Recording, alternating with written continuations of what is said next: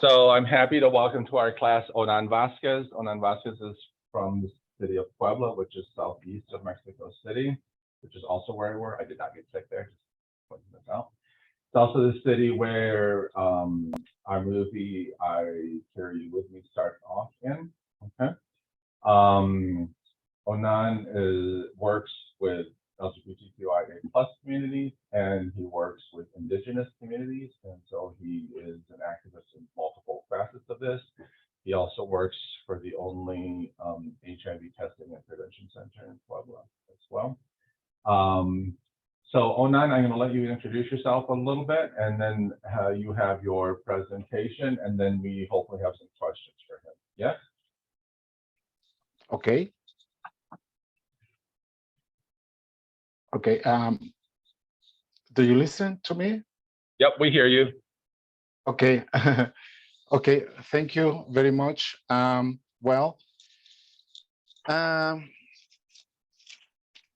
you, and I'm very grateful for the invitation to chat with you in this afternoon. And before I want to start, I'd like to know, I don't know, for example, what ages and what grade you are. Can you tell me? What age and what grades you are? Mm-hmm. I'm 19, I'm a sophomore. So what, 18 to 21, is that fair? Yeah, so 18 to 21, and are there any freshmen? We have any freshmen? Oh, Okay. we have one freshman, most just sophomores, I guess. Is that fair? Yeah, so first and second years. Oh, and seniors. We also have seniors. We have some people graduating too. Okay, good. Okay, thank you. Hi,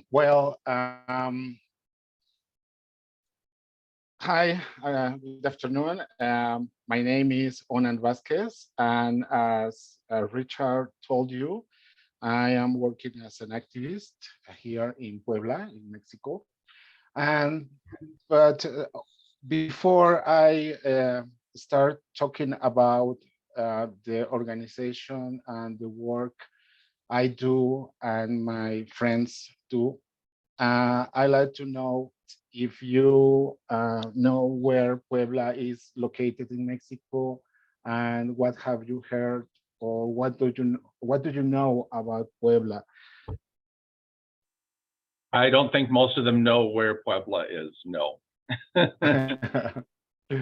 Okay, well, in Mexico, we are located at the center of Mexico. Puebla is the capital city of the state of Puebla. So I am living in Puebla, Puebla. Yes. And well, I am going to talk about some history of the organization, and also I like to share with you some activities and how and why we began to organize ourselves in Puebla. I don't know if there are some LGBT students there in the classroom, but this is about LGBT history in Puebla. And I don't know if you have heard about the movement, the social movement of LGBTI human rights. We've been doing that pretty much all semester, so yes. Okay, good. Well, thank you very much. And also, I like to apologize beforehand because I haven't spoken in English the last 10 years. So this is the first time after a long time. I'm going to try to make me to understand. I hope you understand what I say, because as I told you, English is not my native language, so I'm trying to to be clear with this presentation. So I hope you understand that I am a little bit nervous because this is the first time I do this in English. So please be nice with my vocabulary and my pronunciation because I am doing my best. Okay. Okay. Well, I'm going to talk about the LGBTI movement in Puebla. I have 22 years working for the human rights for LGBTI people. And this is a trip over the Poblano rainbow, we can say. Okay. I like to introduce my friends in those times. I am talking just about the beginning of the organization in 2001. And these are my friends in those years. Some are dead, unfortunately. And from left to right, you can see Professor Xochitzin. He is an indigenous teacher, and he is working in his indigenous community in the south part of the state of Puebla. And he has independent school. That means that he is not an official school. It's a autonomous school where he teaches some subjects like history and philosophy, and also he is we can say rescatando. How do you say that? His native language. A recovering of rescue. Yes. He speaks fluently Nahua and English and German also. And he is teaching these languages also in his school. The other friends is Oscar, Jose Juan, he's dead, and Waldo también is dead. Ana, who is now doing something different from activism, Moises, Francisco, and myself. And also, I like to dedicate this presentation in memory of Jose Juan Gonzalez. He was my partner. He was, we can say, my husband, but unfortunately in 2007, he died. And also in memory of Ubaldo, who were Jose Juan and Ubaldo were the, we can say, the piedra angular, I don't know how to say, the cornerstone of our organization. But also to the multiple victims of hate crimes due to homophobia, and because this is perhaps the most extreme expression of violence against LGBT people. But also I like to talk about the background of our organization. We recognize, for example, the feminist movement, also the Stonewall in New York. The first time the gay and lesbian persons demonstrated in Mexico City in 1978, but also the movement of the indigenous people in Mexico and the emerging of the Zapatista Army of National Liberation. Perhaps you don't know anything about them, but this was a very important movement, social movement in Mexico since 1994. And also there was another social movement led by the people living with HIV. And these movements were happening and in those moments where I was working in something different. I was not an activist in those moments. I was working as a teacher also, but I was never interested in doing this kind of work. But unfortunately, I was a victim of violence uh, because only because I am gay. But not only me, there were many others in Puebla in those moments because the government was very aggressive against LGBTI people in Puebla. And also, I like to talk about what was happening in the case of the Zapatista Army of National Liberation, because this movement was inspired us to organize ourselves in Puebla, because they were fighting against discrimination, they were fighting against exclusion. And in those moments, I am talking of 1994, Mexico signed the commercial treaty with United States and Canada, but the government was lefting aside the indigenous communities and indigenous population. And they declared the war to the Mexican state and in December the 1st in 1994.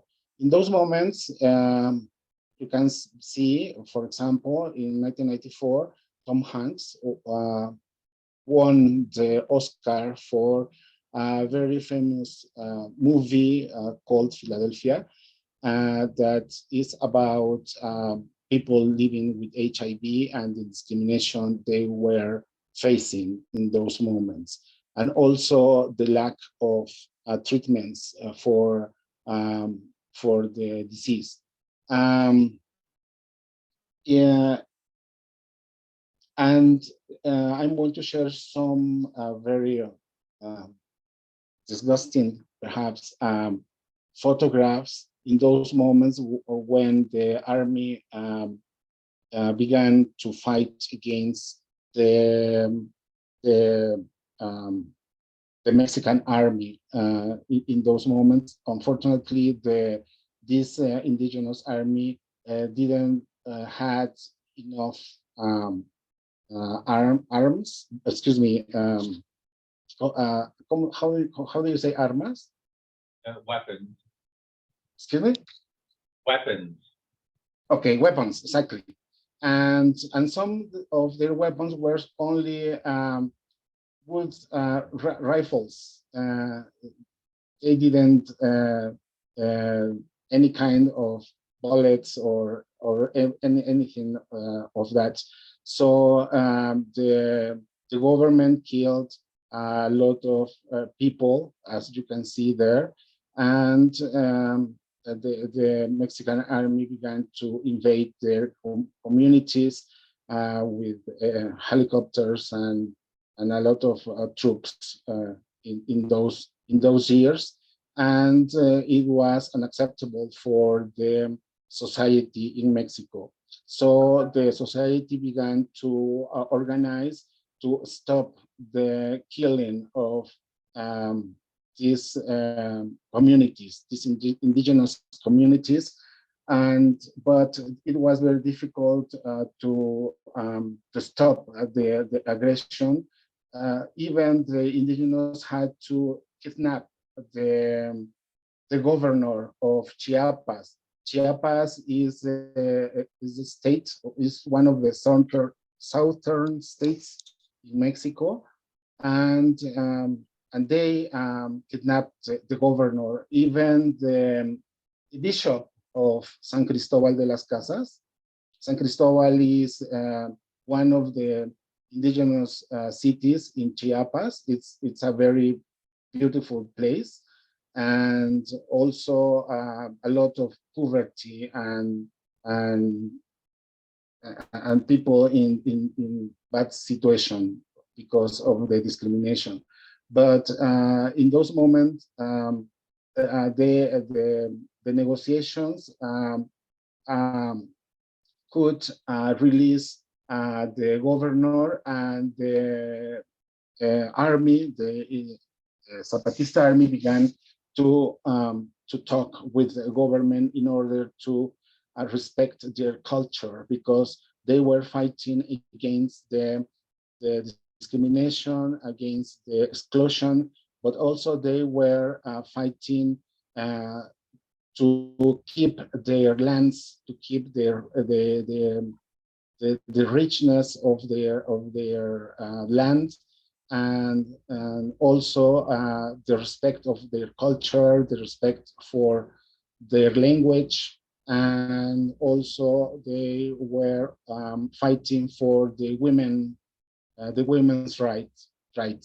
And in those moments, we were just spectators. We weren't involucrated in this kind of movements, but we were very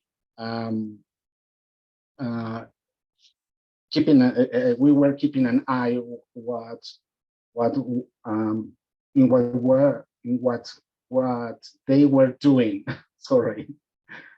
And also, as I told you, the movement of people living with HIV, that they were fighting for treatment, medical treatment, and better services, because in those moments, the death of people living with HIV was very high, and there were no treatment for everyone.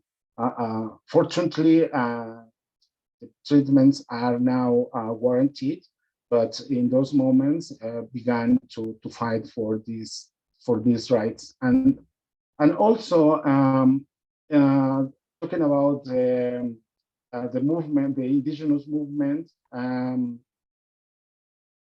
they kept their fight, but we can say the government didn't pay enough attention to their demands, but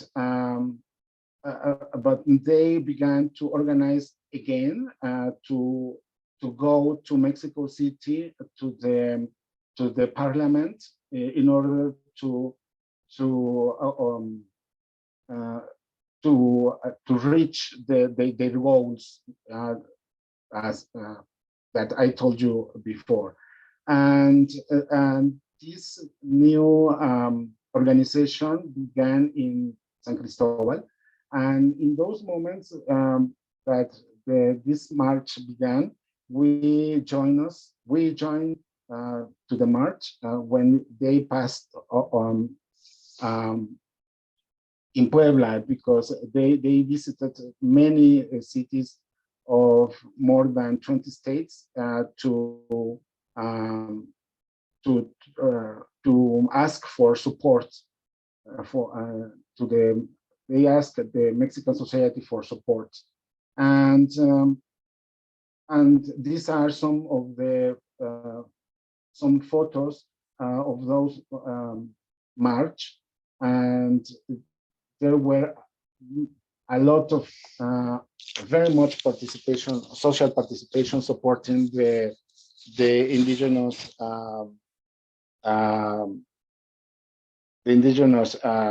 rights. And you can see here, for example, this is the campus of the National University in Mexico City, and there were thousands of people supporting the movement, the indigenous movement.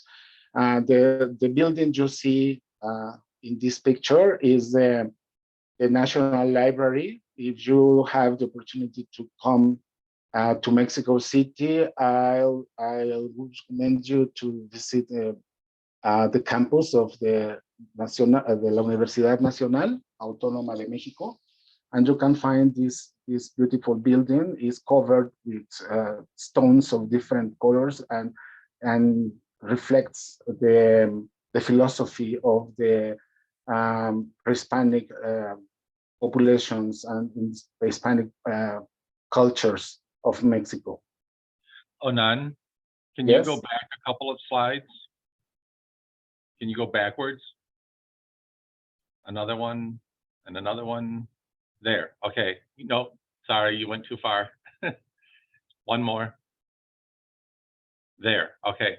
So I just want to translate this for you. Okay. It's the leader of the Zapatista movement for indigenous rights. And notice what it says. What do lesbians, homosexuals, trans, and bisexuals have to be ashamed about? What people should be ashamed about are those who rob and kill with impunity, who are part of the government, right? They're the ones, the people who should be ashamed are the ones that persecute people who are different, whether that's indigenous or people of the LGBTQ community. In other words, it's a moment where they realize that there should be a synthesis in movements for indigenous rights and women's rights and LGBTQs, that they're all part of the same thing, fighting the same enemy. Does this make sense? So, okay, thank you, Onán. Okay.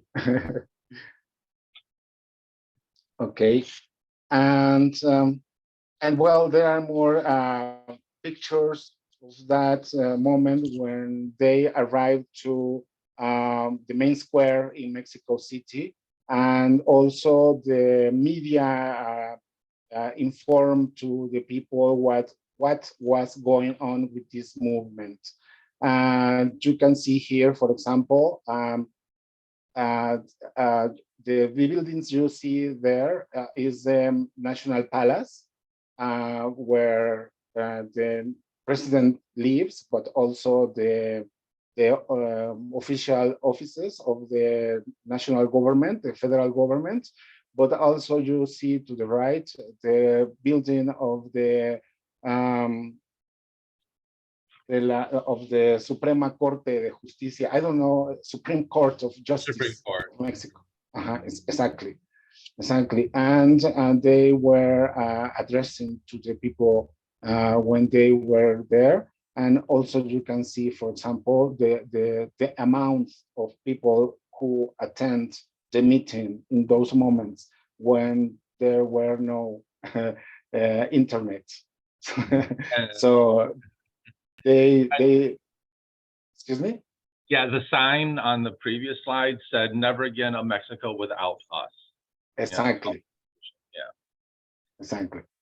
And you can see here pictures of the leaders. In this case, one of the women, leader women, who was very important in those moments. Unfortunately, she is dead. She is the Comandanta Esther, and she addressed to the deputies in the Congress of Mexico. And I don't know if you want to translate perhaps here something, Richard?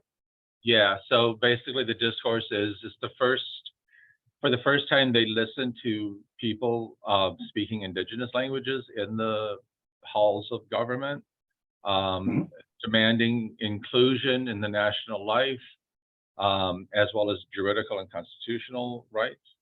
And then how do you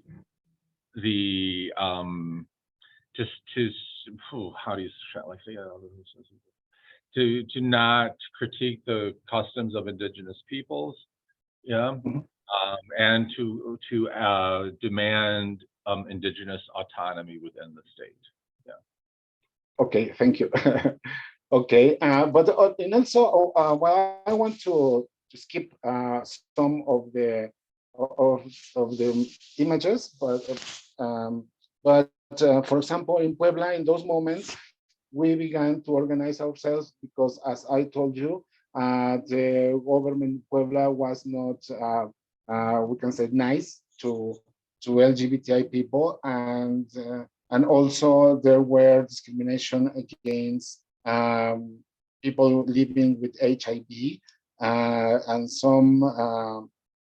some hospitals neglected the health services to people living with HIV, and for us was very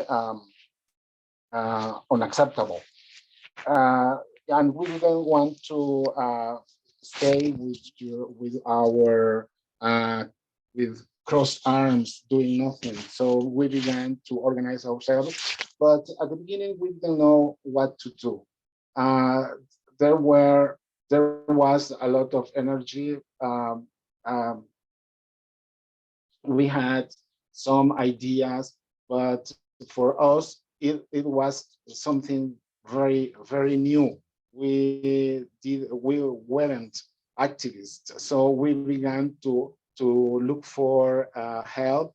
We began to investigate what other groups were doing in other parts of Mexico, and even in the United States, or for example in Spain, in order to do a better organization, and in order to propose some solutions to the problematics we were living, and because not was only to demand, we had proposition, we had ideas to live in a better society. And here, the one who's you see here is one of the young guys who were living with HIV. He was Toño Chamorro. Unfortunately, he died in 2005. But he did a very important prevention labor in youth people in Puebla. Yeah, and as I told you, we began to organize ourselves because there were also arbitrary detentions. Is it correct? Yes, By the arbitrary police. detention. By the police. So we knew what was going on, but we didn't know how to start. But the very first activity we did as a organized group was to show a series of photographies at an exposition I saw in Berlin, because I had the opportunity to live in Berlin for 9 months. And living there, I saw this exposition I'm going to share with you. And this we reproduced these images, these photos, and we show them in an exposition also. But these pictures are very very large, we can say, because they were shown inside a church in Berlin. I think it was a Catholic church, but the pictures were huge, we can say, because perhaps like 3 meters for 2 meters of size. Like 9 feet by 6 feet. Exactly. And this is one of the pictures we can see, and I want to explain some of them. If you we can just a minute, please. ¿Qué pasó? Okay, wait. Can you give me please a minute? just a minute, Okay, okay. please, and Yeah. please continue this conversation, please. So, that is the artist, right? They've got, I mean, if you, she's got a whole bunch of other work if you're interested about for other examples of the work, but they basically recreate Christian iconography and interpret Christian iconography. Oh, much like my shirt. Who was this? Okay, but which one? I mean, one of the original, one of the three. Sorry. Okay, I'm sorry. That's Well, okay. I saw these pictures as I told you, inside church, and the first, well, the second picture you see the Jesus Christ and the ladies around him. He is representing a man with HIV, and the other man who is in front of him, he is offering some medicine. Those are the treatment to stop the infection. And the ladies are mothers who lost a son because of the HIV, and the one who has, we can say, a kilt, a red trapo, is to remember a person who died of AIDS.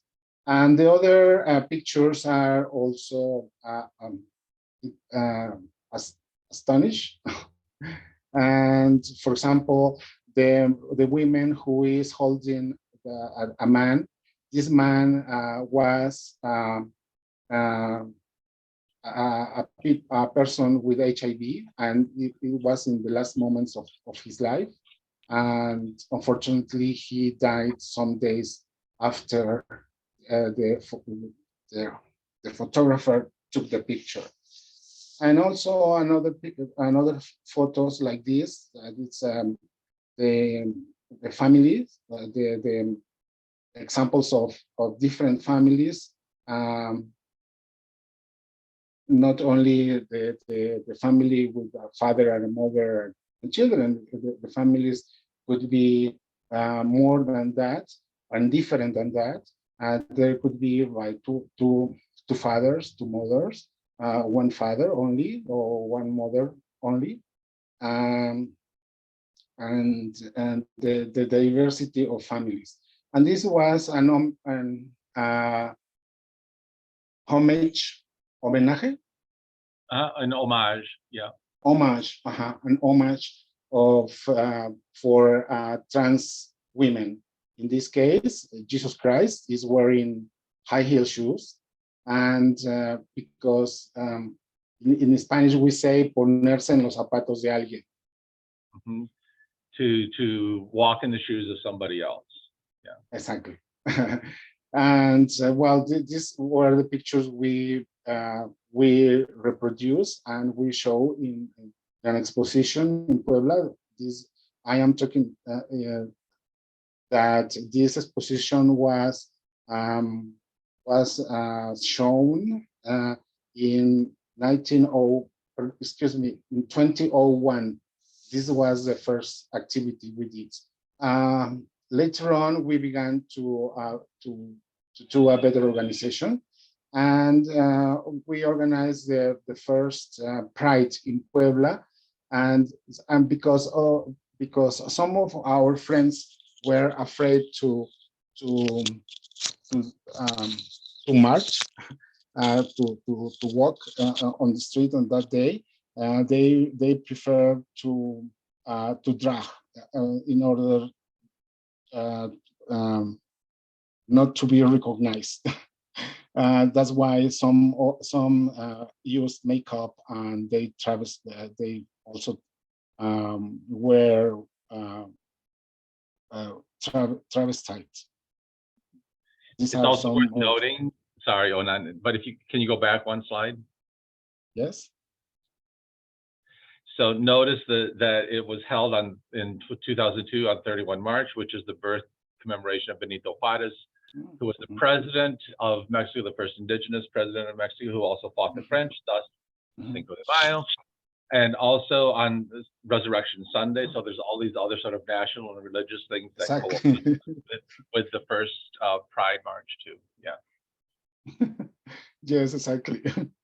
Okay. Well, and this is the first we can say poster inviting people to join to the very first Pride in Puebla. Well, I must say that it was not a march. It was more like motorcade or a convoy of cars because we didn't know what was going to happen, and because we were afraid. Yeah, living in a very conservative city like Puebla, it was a risk to walk on the streets or to do this kind of demonstration or, in those moments. But fortunately, nothing happened.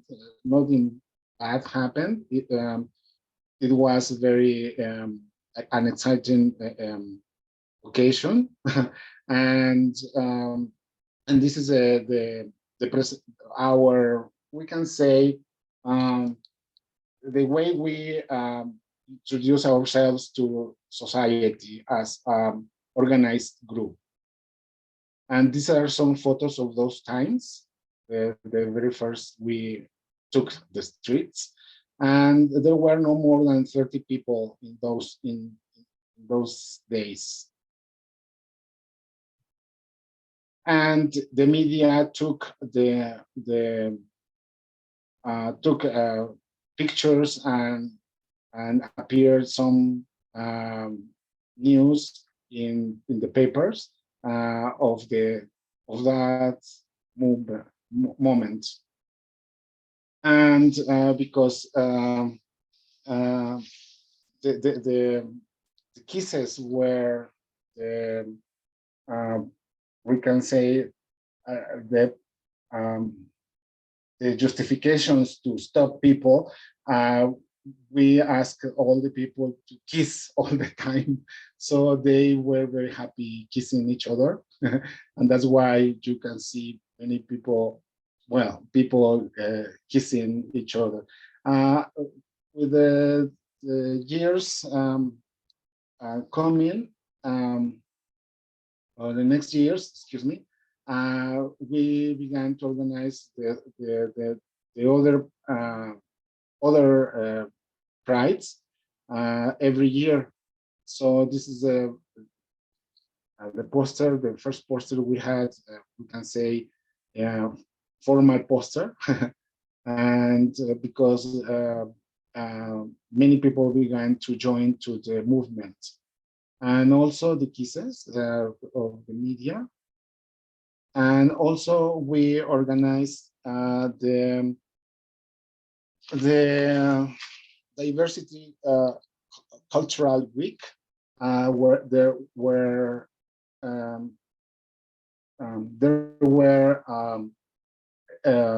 expositions, there were plays, there were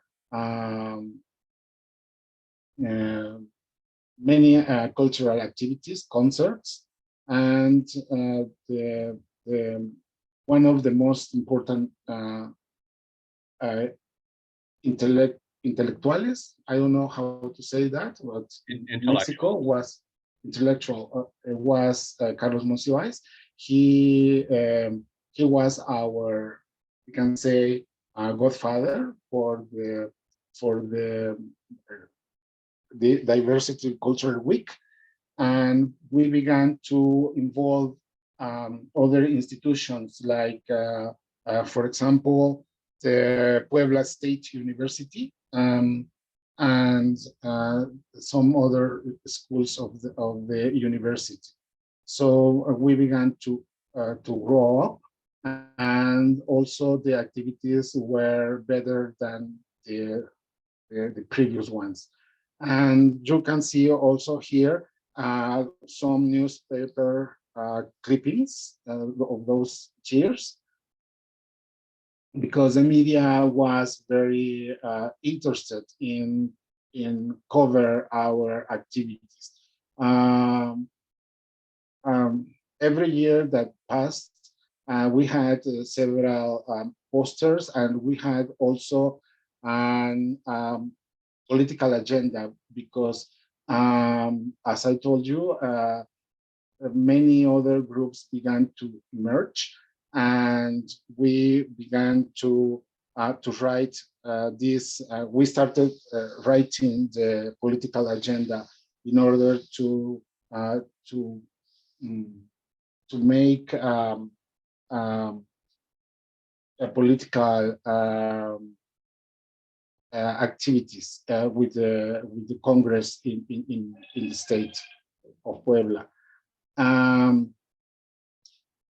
As I told you, well, in 1907, my partner dies because of some problems of cancer and AIDS. And the next year, we dedicated the pride to him. This is the poster for those years. And every year, the participation was even higher. And also we began to achieve some of the points of our agenda. But this, for example, is one of the most famous travestite shows in Puebla, well, in those moments, and also they participate. And in 1910, we began to work to recognize the marriage between same-sex persons. Also a law against discrimination, but in 2012, excuse me, Agnes Torres was killed. Agnes was one of our best friends in Puebla. Unfortunately, she was murdered, and in a very brutal crime. And we demonstrate to demand not impunity in her crime. The movement was very important, and also the demands to the Congress and to the government were stronger, and we continue demonstrating in public, in main squares and on all places in Puebla. And these are some of the examples of those demonstrations. And the next years, again, with more demands, until the conservatives began to respond to the work we were doing, and they were against the marriage, same-sex marriage, but we also respond to that manifestations or demonstrations they had. We stopped organizing the Pride in 2016 because because many of our members and organizations began to disappear, and we didn't have the capacity to continue. But the Vida Plena Puebla, the organization, continued working, and we have now, for example, some workshops and seminars and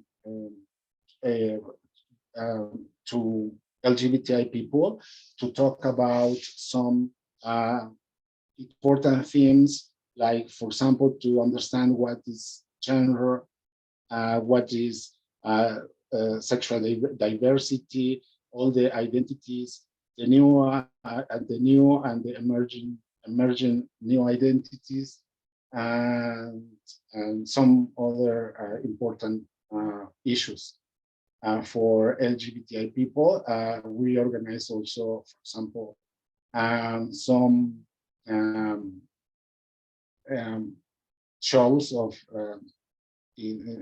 movies, and also some cultural events, like visiting the most important museums of Puebla. In this case, the photo is of the Museum of Amparo. It is one of the most modern and famous and nice museums in Puebla. And also we are offering a program for people who needs psychological help or therapy. And we can say that in these 22 years of activism, there are many challenges to overpass or surpass, and we continue working in these necessities for the LGBTI people in Puebla, and we hope to continue working for the rest of my life, and I hope that in someday we could reach a better society, Puebla. And also, I leave you our Facebook and our mail. If you want to write, we are expecting your comments, or even if you want to help us, we have also a permanent campaign of for resources to continue working in favor of the human rights, the LGBTI human rights in Puebla. And Thank you, Onán. A little bit of an applause. I don't know if you understood me, but I tried You can understand him, no? Yeah. Yeah. Onán, can we ask you a couple of questions? Of course. Okay. You want to stop screen share, maybe? Yes. And while he's doing that, I have to connect with someone doing this.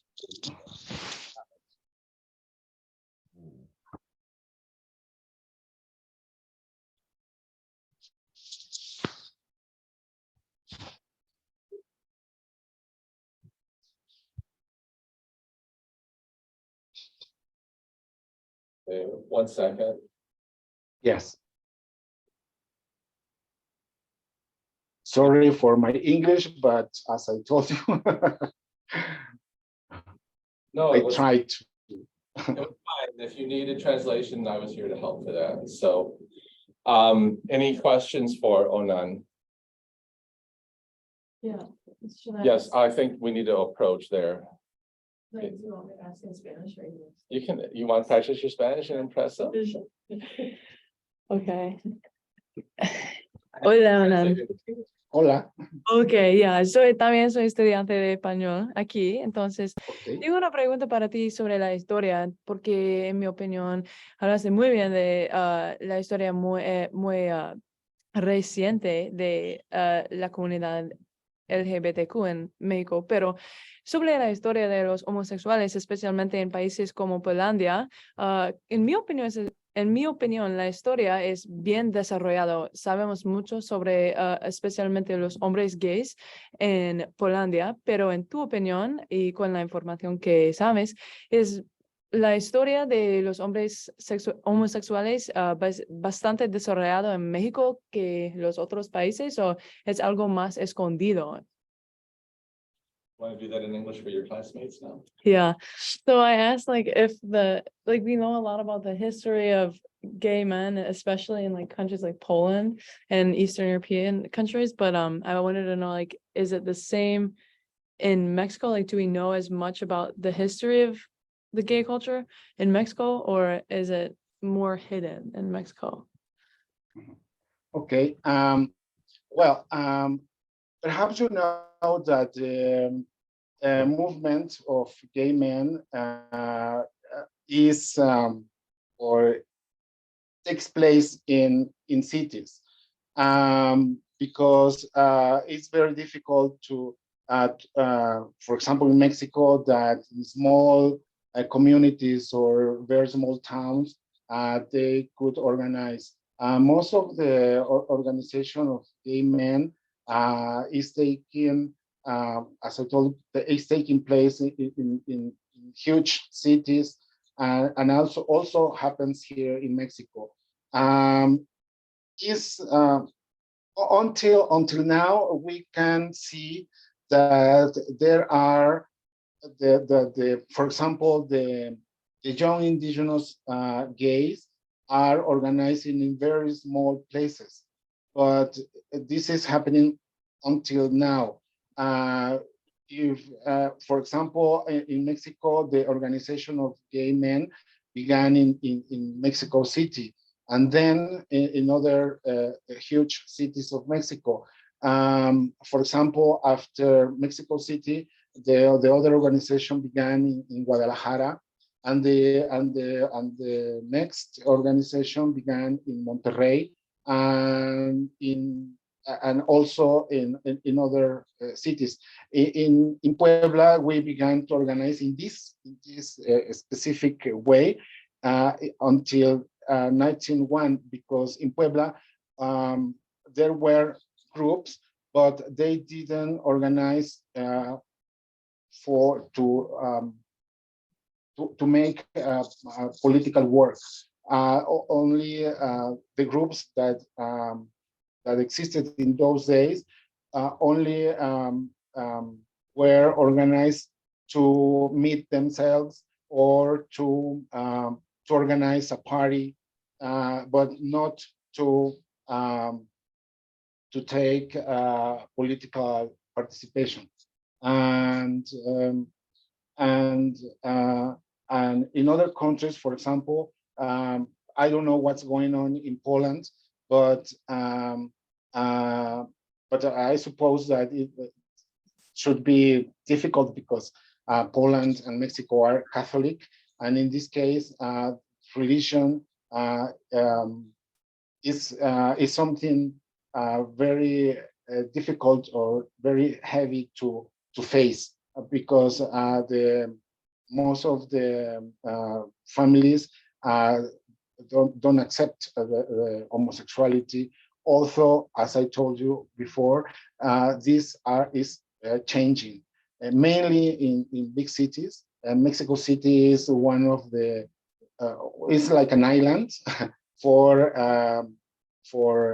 human rights for LGBTI people. But for example, if we talk about any other small town or city in Mexico, it's very difficult to organize themselves. Even though, as I told you, there are some organizations in indigenous population. For example, there is a state in the south of Mexico called Oaxaca, and in Oaxaca there are indigenous cultures that accept very well the sexual diversity. For example, the Muxes in Oaxaca is one of those cultures who accept the existence of, in this case, we can say travestite or people or trans people. And there are also some other indigenous communities in other states, for example, in Veracruz, where there also the community accepts the existence of these expressions because they accepted even before the Spanish conquest. Okay, thank you so much. Thank you. I hope I answered your question. You did. Thank you. Any other questions for Onán? Or have we made him suffer enough speaking English? Yeah. No, we good? Yeah. Okay, Onán, thank you so much. Okay. Thank you. Thank you for listening. It was a pleasure.